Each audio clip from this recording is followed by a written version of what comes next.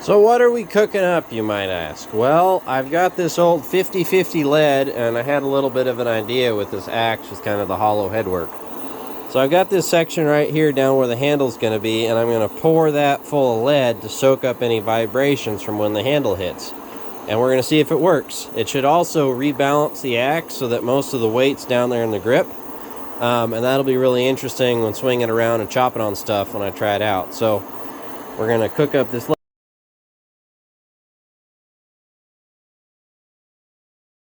Got my 50/50 lead melting into the pot there.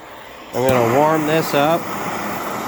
They used to use lead for body filler a lot. That 50/50 lead's going to be half lead, half tin, or some amalgamation of that. Kind of looks like it's got some bismuth in it almost with the color and the oxides. But we'll warm this up till the water's out of it. I already went and tinned my steel frame. So once the lead goes in there, it should have enough mass and heat to bond itself. Look at all that water coming out of that iron. So we got our lead good and hot there. Oh, that's heavy. Come over here and pour it into our... Oh, there's water still.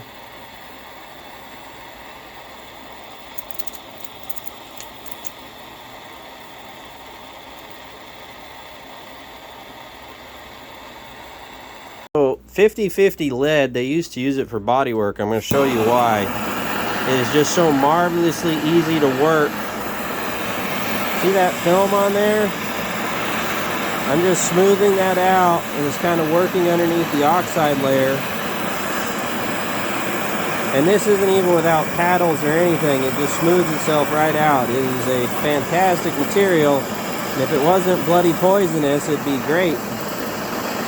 But you know, compromises and everything. There's our first infilled section. It's already improved the balance. I don't know if I'll end up filling the back end. I wanted to give myself the option, but that's much better than it was.